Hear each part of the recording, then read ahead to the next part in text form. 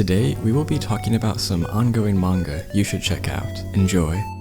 Written and illustrated by Sumi Ino, After God takes place in an alternate version of our world, where Japan has been taken over by creatures called gods. These creatures, although mysterious, are incredibly dangerous, which led to the creation of danger zones. These danger zones are places where gods reside, and entering one of these zones means certain death. The primary way gods kill people is through eye contact, so everyone in this world must wear a mask when near these danger zones. After God's story is a bit generic at first, being about a woman who gets possessed by a god, and is taken in by a research team to save her. This is made up for by the art and characters though. The art is pretty and unique, and the paneling is on point. The character designs are also intriguing, and they have unorthodox motivations and backstories. The protagonist especially feels very human, acting how a normal person would in her situation. Overall, this manga is a pretty good new gen story, and although it feels a bit generic at first, I believe that the creators are going to go in a more experimental direction with their work.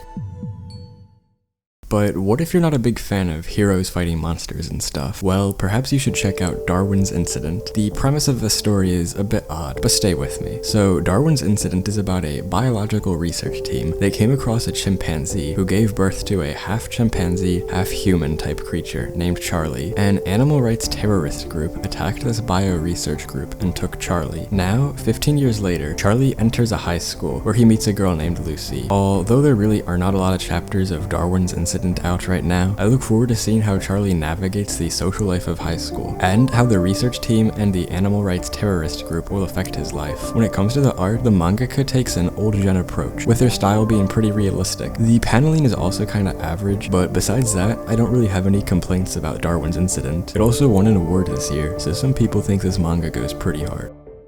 But if you're more into killing game type stuff, you should check out Murder Lock, School of the Killing. Released in 2020, Murder Lock is about a street kid named Kotaro, who has always been looking out for his sister. One day, his sister is kidnapped by some delinquents, and Kotaro beats them all up. Shortly after this, the thugs are found dead, and Kotaro is the main suspect. He is sentenced to attend a very unorthodox school that is run by murderers. This school is meant to educate juvenile killers, but in reality, it's just a matter of surviving for Kotaro. Although the premise of this is that of a cringe, edgy killing game story, there is a bit more to it. Unlike his peers, Kotaro is a pretty normal guy, and it is interesting to see how a normal person would react and interact with a bunch of deranged psychos. The art and paneling complement the dark tone as well, and it is important to note that this isn't really a serious manga, just something fun to turn your mind off to and read.